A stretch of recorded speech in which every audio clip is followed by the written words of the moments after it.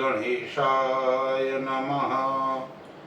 दर्शक मित्रों, जय श्री राम। वर्तमान में संस्कार की कमी होने के कारण विवाह विच्छेद हो रहे हैं, तलाक हो रहे हैं, डिवोर्स हो रहे हैं, क्योंकि समाज के अंदर जब संस्कारों का ह्रास होता है, संस्कारों की कमी होती है, तब इस प्रकार के दृश्य दिखाई पड़ते हैं।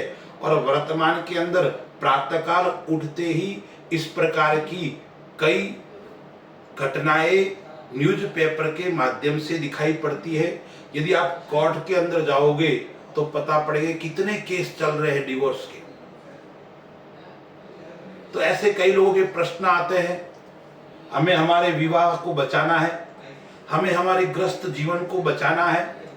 अभी अभी जबलपुर से एक प्रश्न आया कि पंडित जी, विवाह को बचाने के लिए क्या करना चाहिए? मेरा विवाह अभी 3 वर्ष पूर्व हुआ है, जीवन साथी से अनबन हो रही है, तो हमें क्या करनी चाहिए? दर्शक मित्रों, ये वर्तमान में बहुत बड़ी समस्या है और समस्या के पीछे कई कारण हैं। संस्कारों का अभाव, अपने परिवार के अंतर्गत नहीं चलना, स्वतंत्र विचार, इस प्रकार की समस्या के कारण ऐसी घटनाएं निरंतर बढ़ रही है।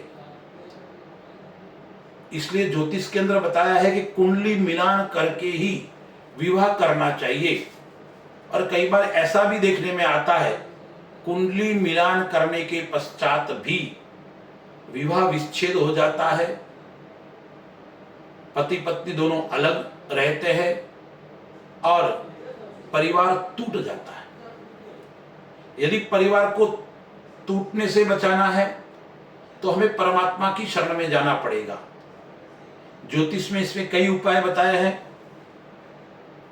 तो शास्त्रकार कहते हैं, यदि आप अपने विवाह को बचाना चाहते हो, अपने ग्रस्त जीवन को बचाना चाहते हो, तो मैं एक सुंदर आपको उपाय बताता हूं। कब करना चाहिए? प्रतिदिन करो, बहुत सुंदर बात है, या एक अनुष्ठान की तरह इसको कर सकते हो। माता जी के मंदिर में जाकर लाल आसन के ऊपर बैठकर दीपक लगाकर माता जी को गुलाब के पुष्प की माला अर्पण करनी है। घी का और तेल का माता जी को दीपक करना है। और जो मैं मंत्र बता रहा हूं, उस मंत्र का कम से कम 11,000 कीजिए, या प्रतिदिन 1 माला कीजिए, या इसका 1.25 लाख अनुष्ठान भी ब्राह्मण के द्वारा आप कर सकते हो, या आप स्वयं भी कर सकते हो। लड़का है वो माता जी के सामने बैठकर, और लड़की है वो तुलसी माता के सामने बैठकर दीपक आदि लगाकर इसका जाप करना चाहिए। देखिए, जाप करते वक्त कुछ बातें ध्यान भी रखनी चाहिए। शुद्ध वस्त्र पहनकर, शरीर शुद्ध होना चाहिए, मन भी पवित्र होना चाहिए। आजकल हम सुबह उठते ही खा लेते हैं, स्नान के पश्चात जप करना है। यदि आप धोती आदि पहनते हो तो उत्तम है, अन्यथा जो भी वस्त्र पहनते हो, लेकिन वस्त्र शुद्ध होने चाहिए।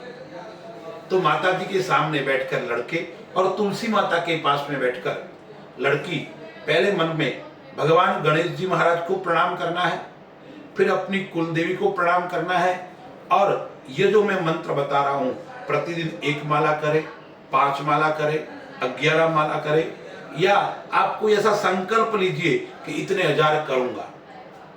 तो यह करने से आपका विवाह विच्छेद नहीं होगा, आपका विवाह बच जाएगा।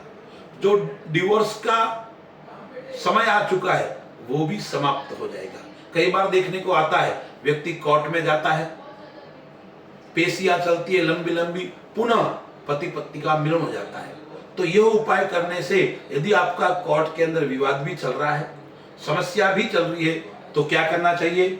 मैं एक सुंदर आपको मंत्र बता रहा हूं। वो मंत्र मैं कमेंट बॉक्स में भी लिखूंगा, और ये जो बोल रहा हूं मैं 2 बार बोलूंगा।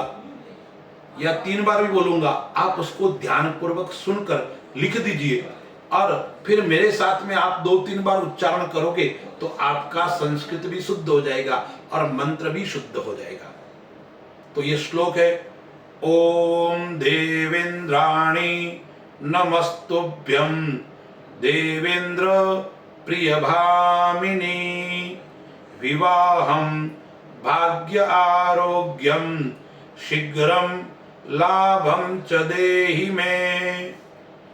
ओम देवेंद्राणि नमस्तुभ्यं देवेंद्र प्रियभामिनी विवाहं भाग्य आरोग्यं शीघ्रं लाभं च देहि मे।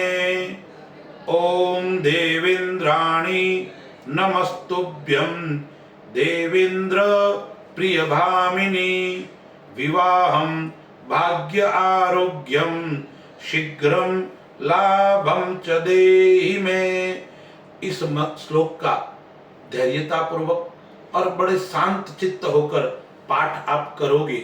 जब आप करोगे तो आपके जो कुंडली के अंदर विवाह विच्छेद का योग है, विवाह के लिए आप कोर्ट केस आदि चल रहा है, ये सब समाप्त हो जाएंगे और पति पत्नी में प्रेम बना रहेगा और ग्रस्त जीवन आनंद पूर्वक व्यतीत होगा। अस्तु। जय श्री राम।